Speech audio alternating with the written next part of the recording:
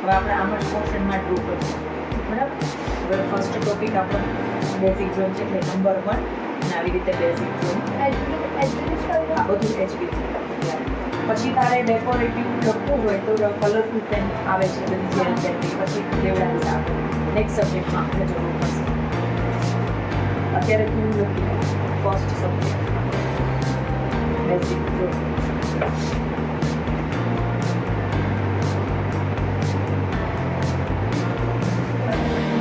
હવે એમાં આપણે આ ફર્સ્ટ ટોપિક છે લાઇન ઇન આર્ટ. આ પહેલાં આપણે કરવાનું છે.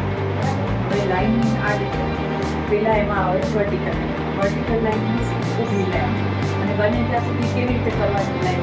આપણે પેન્સિલ પકડીશું, સપોઝ આપણે લાઇન કરીએ છીએ તો ઉપાડવાની પેન્સિલ ઉપરથી કરે તો નીચેથી કરે તો પણ ઉપાડવાની અને જેમ ફાવે. અને ઉપરથી જોઈએ તો બધી એક સાથે આમ લાઈન કરી જોઈએ, એક જ એજીસમાં એક જ સરખી લાઈન કરવી, સ્ટ્રેટ લાઈન. આવી 5 થી 6 લાઈન તારે કરવાની છે. અહીંયા લાઈન કરવાની ફ્રી અહીંયા લાઈન કરી દે, લાઈન કરવાની.